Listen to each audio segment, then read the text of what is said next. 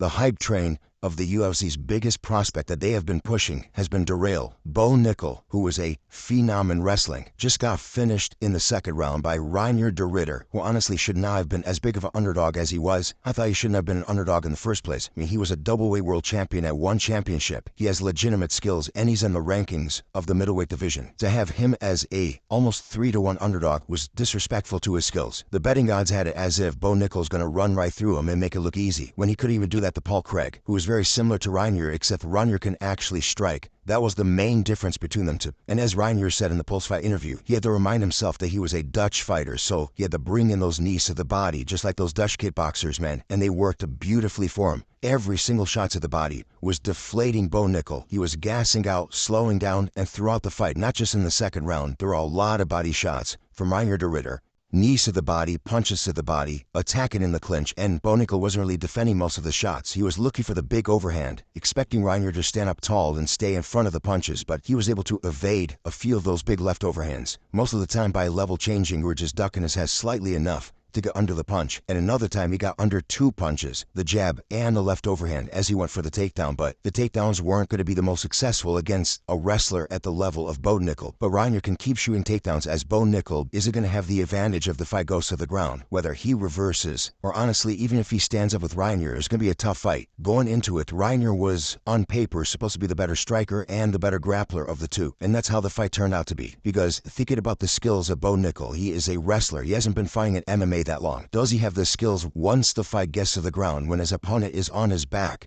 In wrestling, that would be a pin. That would be the end of the match. When MMA, that's where the grappling essentially starts, not ends. And Reinier De Ridder is very good on the ground, so it was going to be difficult for Bo Nickal to get a lot of success, even if the fight goes to the ground. So he did land one ground and pound shot, a good left hand, and look how Reinier De Ridder threatens a triangle choke. Bo Nickal gets his left hand on the inside to defend it, and also raises up his head. But Reinier faked the triangle to land a left hand to the face. He didn't even commit for the triangle choke. He just threw up a setup for it, made Bo Nickal think it was going to be a triangle choke, and then lands a left hand as Bo Nickal raises up his head, give him the chin for the punch to land. But then he commits for the arm bar. Swinging across, goes for the arm. Bo Nickal pulls his arm out of there. So Bo Nickal was very defensively minded on the ground with Reinier De Ridder. But Reinier is able to flip, get under Bo Nickal, and that's when Bo goes for the guillotine. The Reinier De Ridder flips over Bo Nickal, and it's hard to see if it's Bo using a butterfly hook to flip him, or it was Reinier evading the body control, either a figure four or the guard from that guillotine. But regardless, Reinier De Ridder was able to get out of the position and end up on top, from side control to half guard to side control, before Bo Nickal rotates and stands up. And then Reinier, holding onto the body lock,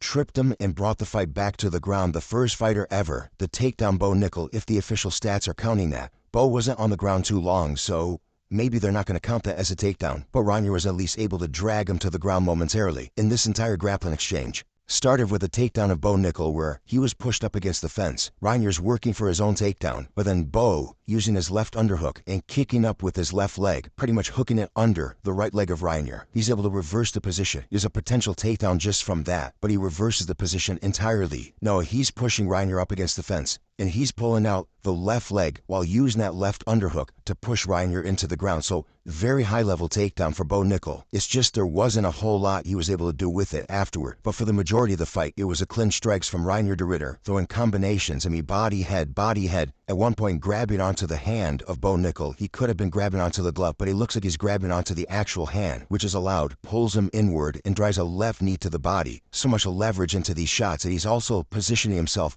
perpendicular to Bo Nickal, so he can have a good angle to drive the knees into the body, constantly holding that position throughout the fight. And against the fence, where it looked like Reinier was working his way to a finish, he's landing a lot of punches to the head, punches to the body. Bo Nickal actually returns back with a right hand, connects it flush, but then Reinier eats it like it's nothing, lands a right hand of his own, and eventually the finish happens a few moments after. And in the finish, Bo actually lands a left overhand, so this is after all the body damage. Of course, they're going to take out the win from Bo, which is going to make his punches even weaker, but still Reinier eats the punch, lands the knee to the body, finishing the fight.